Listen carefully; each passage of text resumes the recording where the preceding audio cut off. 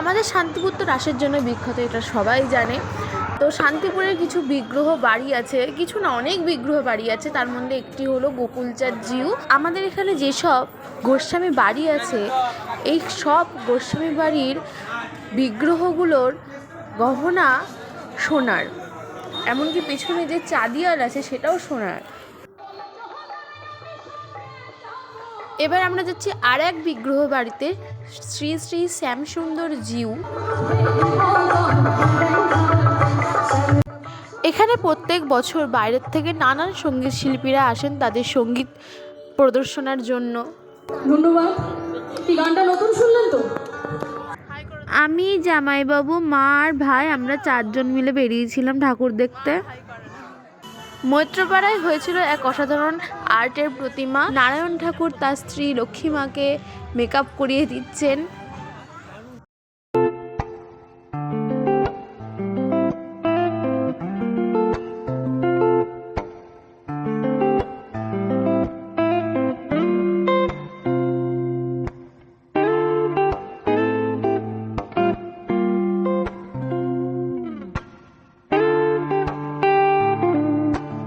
ঘোষপাড়ার আয়োজিত রাসকালী মাতা।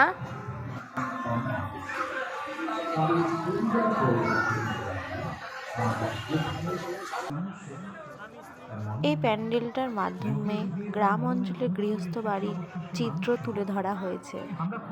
গামছা দিয়ে প্যান্ডেল করা হয়েছে, সত্যি খুব সুন্দর লাগছিল দেখতে। আর ভেতরে ছিল ইলেকট্রিকের প্রদীপ, তারপরে ছিল লক্ষ্মীর ভাণ্ডার। সত্যি খুব সুন্দর একটা গ্রাম্য পরিবেশ তুলে ধরেছেন ওনারা। ফুটপাত থেকে সদর দরজায় গিয়ে কড়া নারী গৃহস্থকে ডেকে প্রত্যেকটা বাড়ির কলি ফেরায়, প্রত্যেকটা কানাকড়ি দৃষ্টিপাক। সন্ধ্যায় প্রত্যেকে তার নিজস্ব নারীর কাছে ফিরে যাক নিরুদ্বেগ শান্তি।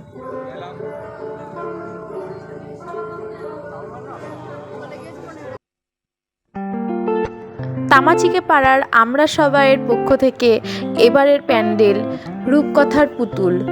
অসম্ভব সুন্দর পুতুলের কারুকার্যে পূর্ণ এই প্যান্ডেল।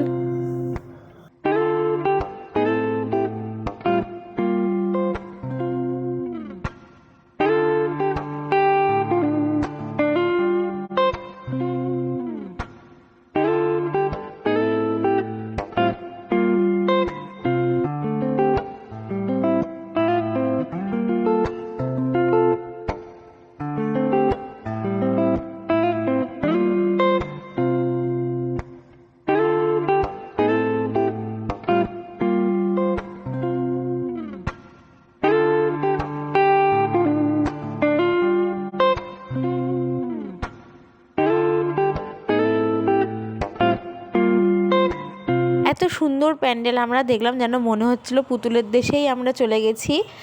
যাই হোক, এখন আমরা এসেছি তিলিপাড়ার কালী মায়ের দর্শনে। খুব সুন্দর হয়েছে প্রতিমাটা।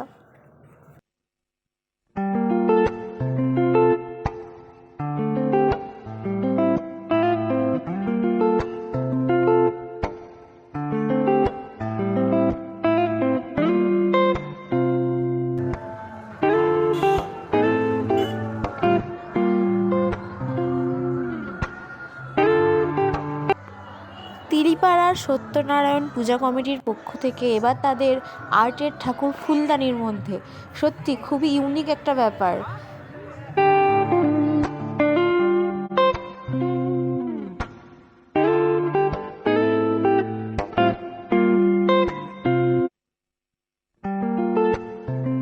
চারিদিকের এত আলোকসজ্জা, রাস পূর্ণিমার এই পূর্ণ তিথিতে সত্যি শান্তিপুর জেগে ওঠে পুরো পূর্ণিমার চাঁদের মতো। এটাই হচ্ছে আমাদের শান্তিপুর। আমি চাইবো আপনারা যারা যেখান থেকে দেখছেন একবার হলেও আসুন আমাদের শান্তিপুরে বিখ্যাত রাস উৎসব দেখে যান।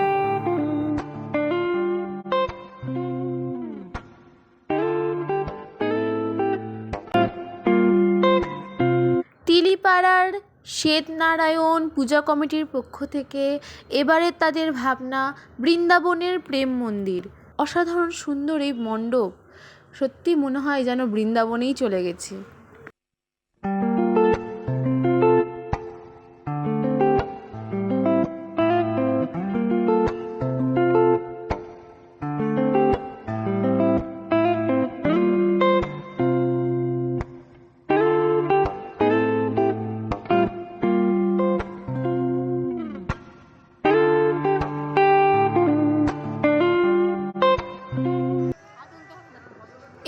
আমরা গেলাম তিলিপাড়া ত্রিমাতা রাসকারীর আরাধনায় চকোলেটের প্রতিমা। হ্যাঁ, আপনারা ঠিকই শুনছেন, চকোলেট মানে যেটা আমরা খাই সেই চকলেট দিয়ে প্রতিমা নির্মাণ হচ্ছে। সত্যি এই ভাবনা অতুলনীয়।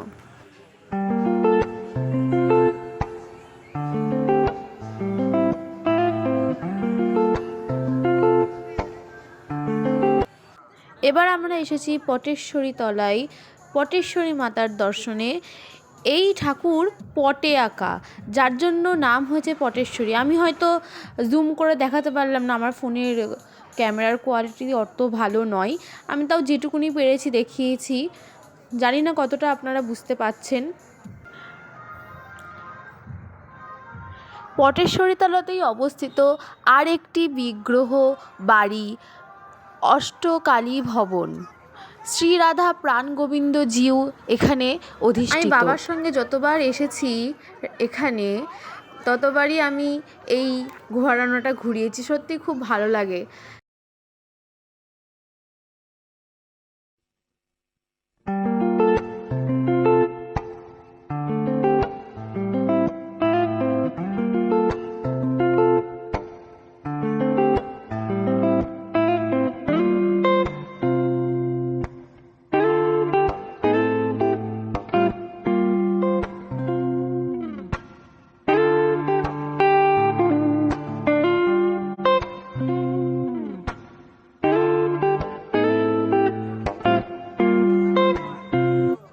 শান্তিপুরের আর এক ঐতিহ্যমণ্ডিত গোস্বামী বাড়ি, মঠ বাড়ি। এখানে কিন্তু কোনো আলোর ব্যবহার হয় না, আপনারা যেটা দেখছেন সবই ঝাড়বাতির মধ্যে মোমবাতি দিয়ে।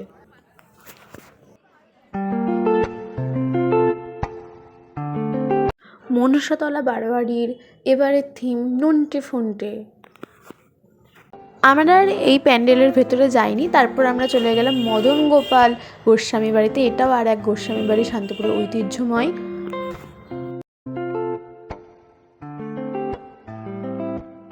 শুধু আমরা যেতে পারিনি আর এক ঐতিহ্যবাহী সবচেয়ে পুরনো বড় গোস্বামী বাটিতে। আপনারা যদি আমার পাশে থাকেন, আশা করি সামনের বার আরও ভালোভাবে আমি দেখাতে পারবো।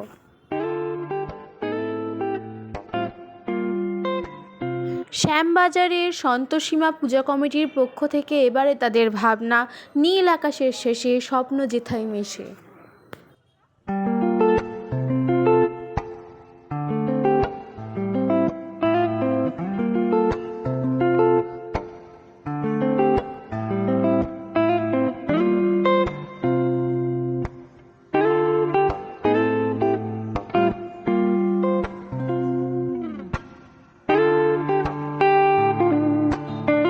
এই ভিডিওটা এখানেই শেষ করলাম। পার্ট 2 খুব তাড়াতাড়ি আসছে। এখন বাই বাই।